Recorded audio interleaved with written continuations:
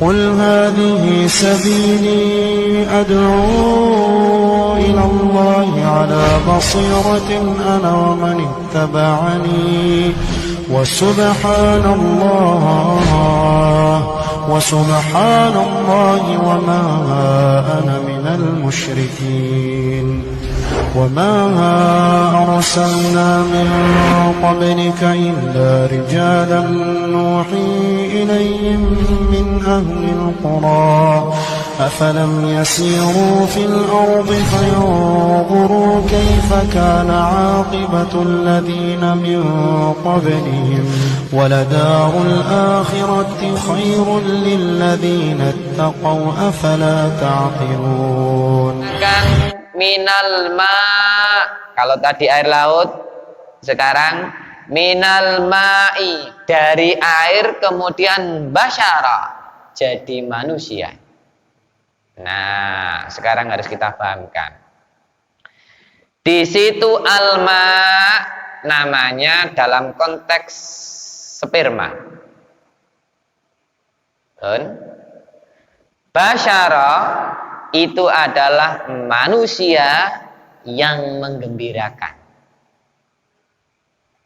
Jadi Bapak Ibu ngapunten, harus kita pahami, Allah itu menyebutkan kata manusia di Al-Quran itu ada 3. Ini kalau kita lihat di dalam bukunya Wawasan Al-Quran, di dalam tafsir Al-Misbahnya juga demikian. Jadi Allah menyebut kata manusia insanun di Al-Quran berasal dari kata nasia. Jamaknya namanya An-Nas, makanya ada namanya surat An-Nas. Apa itu? Manusia yang punya sifat identik lupa, itu manusia. Nah, lupanya manusia ini karena kata insanun nasia, maka jalan keluar kudu zikir. Napa Pak Bu zikir itu? Eling ingat Allah dengan kalimat thayyibah subhanallah walhamdulillah wala ilaha illallah wallahu akbar. Afdhalu dzikri la ilaha illallah wa afdhalu du'a alhamdulillah. Itu kata insanun. Yang kedua, Allah menyebut manusia di Al-Quran pakai kata basyara, pakai shin, bukan sin, shin. Tapi tidak pakai shad. Kalau shad, basara, basir artinya melihat. Tapi kalau pakai shin artinya apa? Manusia yang mana punya sifat menggembirakan. Jadi menungsone di sini kita ini tidak boleh nesuan, kudu selalu bergembira. Mulane nek ana menungso nesuan, iku gak menungso asline. Berarti napa? Lagi sakit. Makanya orang itu titik nesu. Wah, ini susah ini. Berapa banyak dokter itu yang selalu meyakinkan untuk selalu sembuh dengan apa? Ayo seneng hati, maka senyum. Itu sudah ada menunjukkan apa? Imun kita akan kuat. Begitu. Manusia. Yang ketiga, Allah menyebut di Al-Quran itu manusia pakai kata umat. Umat itu apa? Manusia baik secara pribadi maupun bersosial itu punya tujuan baik di dalam hidupnya untuk ibadah, atau bahasa kerennya sekarang visioner. Tujuannya baik untuk ibadah, itu umat. Maka kita di sini dikatakan umat jamaah. Artinya apa? Tujuan kita adalah ibadah kepada Allah karena berjamaah. Dan itu umat. Sampeyan seneng senang kira-kira kula panjenengan jamaah ten mriki disebut gerombolan. Gerombolan wong-wong salat. Gak enak dengare.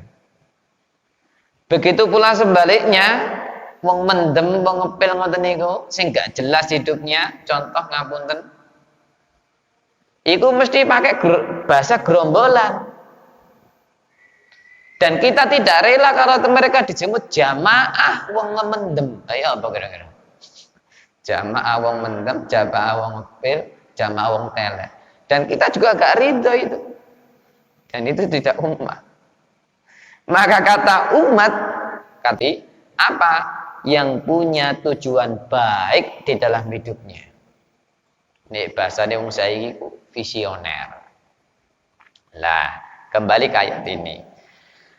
Lah, sehingga Allah menjadikan, mohon maaf, menciptakan dari air sperma tadi adalah manusia yang selalu menggembirakan. Mohon maaf Bapak Ibu, orang itu kalau orang melahirkan Pak, areke nangis, cuwer-cuwer bayi ngoten niku. Tapi semuanya orang melihat apa? Seneng, gembira.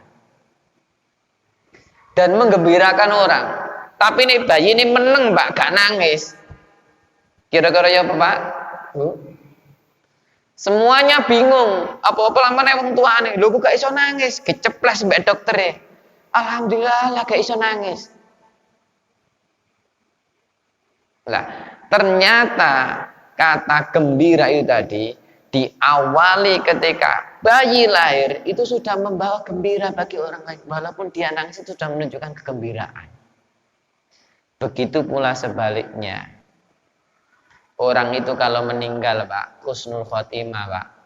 Lihat bagaimana orang di sekitarnya menangis, tapi dia bahagia.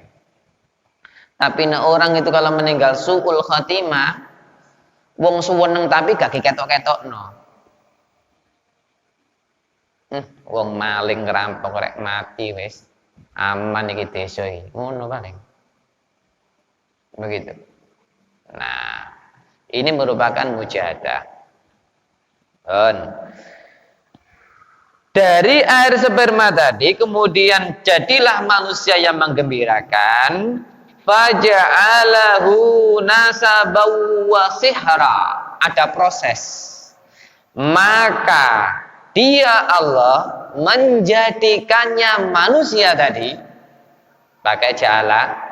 Tadi yang pertama pakai khalaqa menciptakan, berproses jadi ja'ala. Maka muncullah seperti kita ini beda-beda semua. Diawali bagaimana? Nasaban, yaitu keturunan. Wasihra, yaitu dari proses perkawinan. Apa itu proses perkawinan? Nikah, akad, maka disebut dengan misaqan walido. Nggak main-main. Misaqan walido itu Bapak Ibu disebut di Al-Quran cuma 3. Apa itu? Perjanjian yang sangat kuat sampai menggoncangkan arsy-Nya Allah. Apa itu? 1. Perjanjian Allah dengan Nabi dan Rasul diamanati untuk mengatur bumi dan manusia ini. Yang kedua, perjanjian Allah dengan Bani Israel untuk beriman. Dan yang ketiga, orang yang melaksanakan akad nikah. Maka disebut misaqan walido. Itu sampai menggoncangkan arsy-Nya Allah. Maka ketika lihat jenengan itu, kita semua lihat kalau udah orang nikah, diawali dengan apa? Istighfar. Apa itu? Pembuka. Astagfirullahaladzim, astagfirullahaladzim. Kemudian sudah lihat walinya ngomong. Disambut dengan tanggung jawab peralihan antara seorang anak dari bapak dikembalikan, mohon maaf, disampaikan kepada calon suaminya, diterima jadi apa? Qabiltu nikah itu tadi. pelimpahan tanggung jawab seorang anak dari bapak walinya tadi diambil oleh suaminya yang sah. Nah, di situ muncul sudah suami, istri, anak, mertua, menantu, ipar, dan sebagainya. Itu namanya sihra. Nah, maka di situ kita disuruh melihat, mengamati bagaimana Allah menciptakan air sperma tadi jadi manusia, kemudian berproses faja'alahu nasabahu wa sihra namanya. Kemudian Allah menjadikannya dari manusia tadi turun temurun jadi nasab keturunan wa sihra, dan melalui proses pernikahan. Artinya proses turun temurun itu keturunan harus melalui akad nikah. Itu. Nah, mulane turun temurun gak melalui akad nikah, mohon maaf ngapunten, padha mbek hewan. Iku lho bedane menungso mbek hewan. Ya toh? Makanya nikah sendiri itu adalah menghalalkan yang haram menjadi halal. Apa itu? Hubungan mapunten jima itu tadi. Makanya orang zina, Pak, begituan laki dan perempuan ngoten niku itu dihukumi zina karena belum nikah dan dapat dosa. Tetapi kalau sudah nikah, jima, begituan hubungan suami istri, ya toh, begituan itu mendapat pahala karena sudah nikah. Nah, inilah proses namanya faja'alahu nasabahu wa sihra. Allah menjadikan semuanya itu proses keturunan, tentunya dengan nikah itu tadi. Nah, ini kula panjenengan sami disuruh mengamati bagaimanakah Allah memandaikan kita. Nah, dibuatlah Al-Quran biar orangnya nggak ngawur. Coba kalau nggak ada akad nikah, nggak ada bedanya itu manusia dengan hewan. Nggak ada resepsian, amu-amuan, bapak sopo, ibu sopo, anak sopo, nggak jelas, begitu. Wa kana rabbuka qadira, dan Allah Tuhanmu itu Muhammad qadira, atas kuasa segala itu, dan itu mudah bagi Allah. Artinya apa? Allah menciptakan manusia dari air sperma tadi, kemudian menjadikan yang beberapa manusia keturunan lewat nikah tadi berbeda-beda bentuk tubuhnya, berbeda dari segi fisiknya, dan berbeda dari segi yang lain manapun. Qadira, Allah kuasa atas itu, dan itu mudah bagi Allah. Ono sing hidungnya mancung, kita orang Jawa begini rata-rata kulitnya sawo mateng.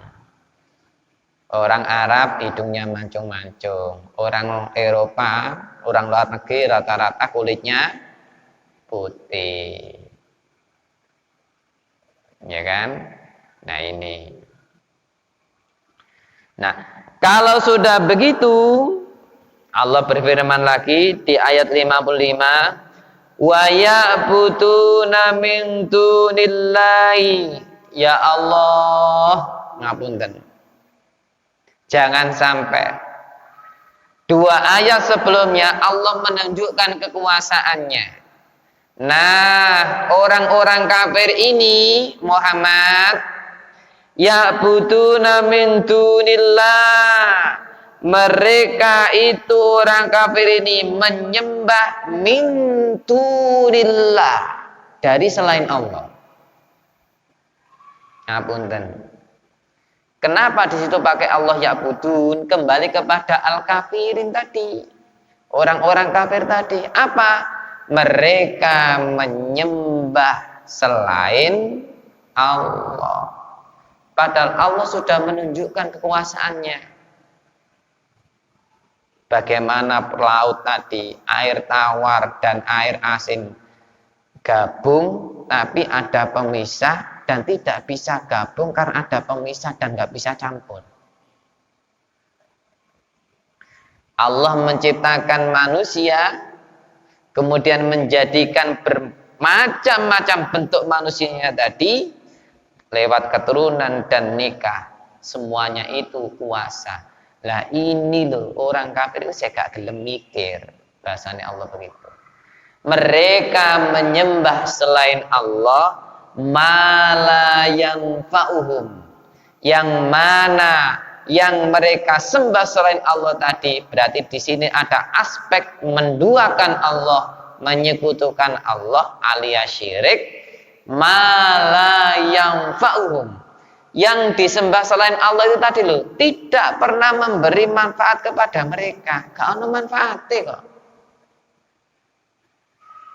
Sampai di surat ayat lain itu, mereka itu ketika nanti ditanya, Pak Bu, ngapunten, yang mereka sembah itu bahkan nanti, loh, aku loh gak njaluk disembah. Mereka itu loh yang menyembah aku.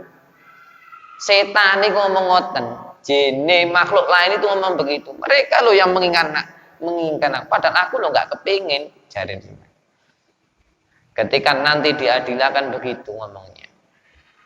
Makanya naudzubillah, jangan sampai menyekutukan Allah itu. Nah, mala yanfa'uhum, tidak akan memberi manfaat, wala yadurruhum, dan gak nggawa bahayane, wis gak ono manfaate blas. Maka mohon maaf, kepengen kaya tapi nggak pernah kerja serius, nggak pernah ibadah, malah ngapunten cari jalan pintas, nangone dukun, nangone sing dianggap duwe pesugihan dan lain sebagainya. Ujung-ujungnya yang jaluk nopo Pak Bu? Mahar. Ujung-ujungnya jaluk nopo maneh niku? Apa sih bahasa sakniki niku nggih? Balik jare wong Jawa. Balik mana? Ini harus kita pahami. Nah, wong kita sendiri dalam proses itu hidup ini, semuanya itu adalah ada proses. Nah, wa kanal kafiru ala rabbihi dhahira. Dan Allah Tuhan mereka dalam konteks orang kafir ini, wa kanal kafiru, dan dia orang kafir itu ala rabbi, atas Tuhannya dalam konteks kepada Allah ini gaya tok. Dhahira itu gaya tok. Gaya tok niku napa? Diajak secara nampak. Dohir itu berasal dari kata dohir. Dohir itu apa Pak? Nampak, jelas. Jadi koyok ngece. Jadi wong kafir itu bahasane niku nangone Allah ala Rabbi, atas Tuhannya itu ngece banget.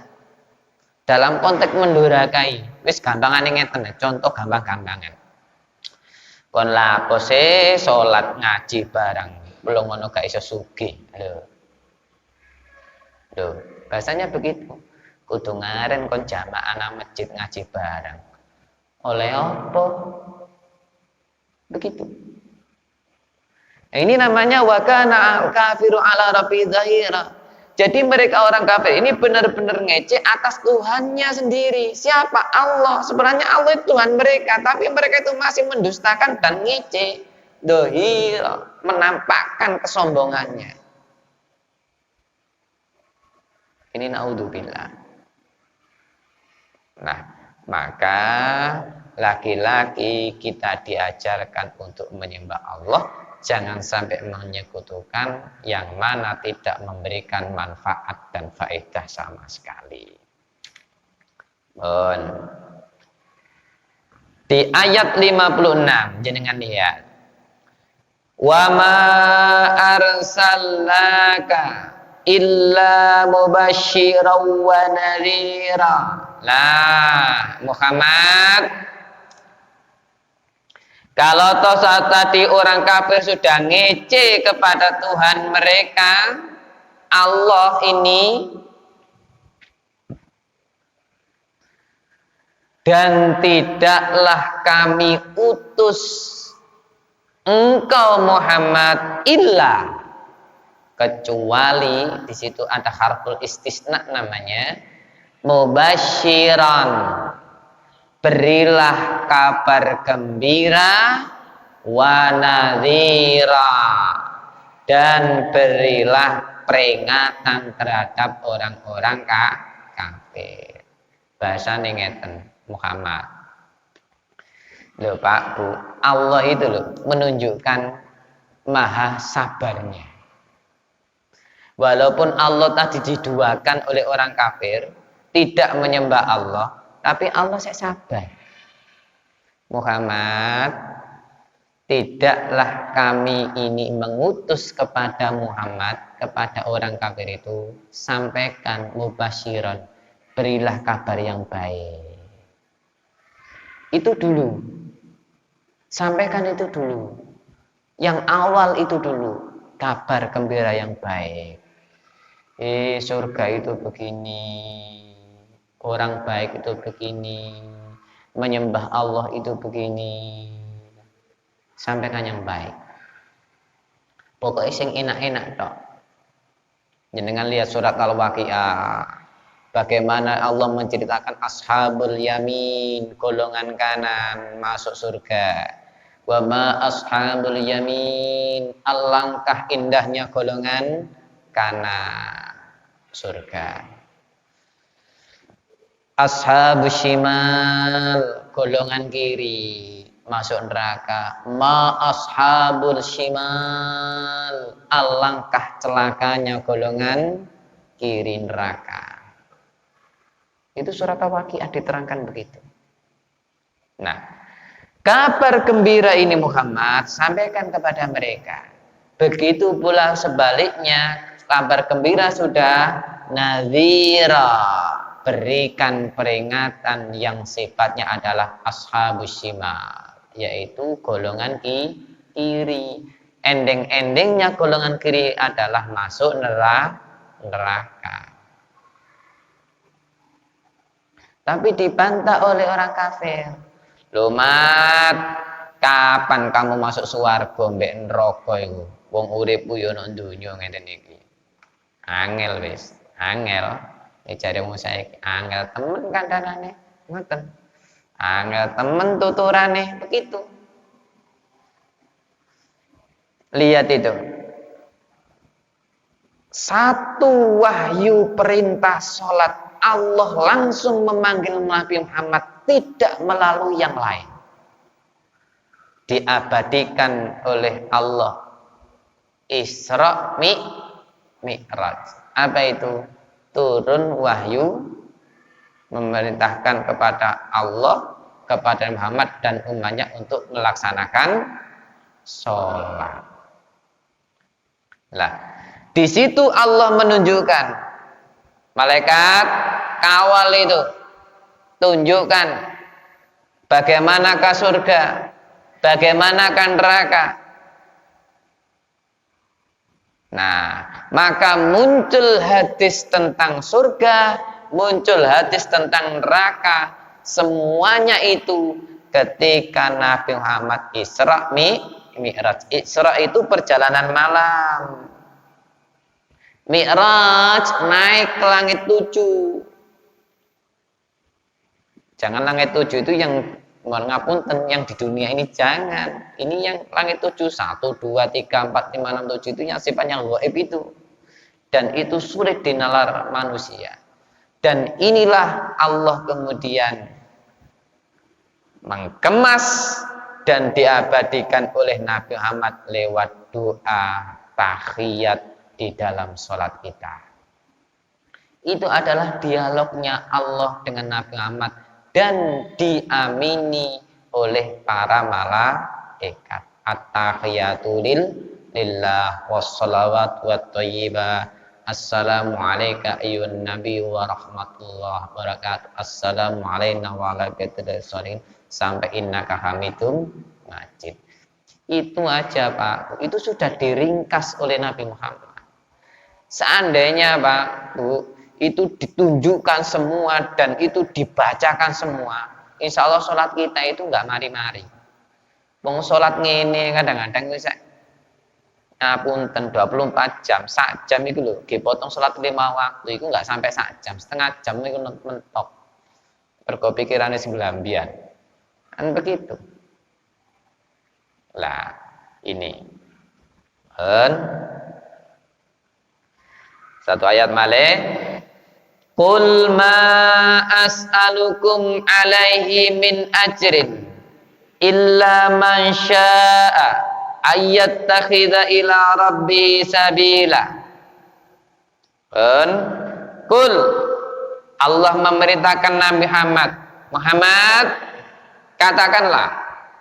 Di situ Allah pakai fi'il amr. Ma as'alukum. Aku Muhammad sampaikan kepada mereka. Iki omong aku loh Mat.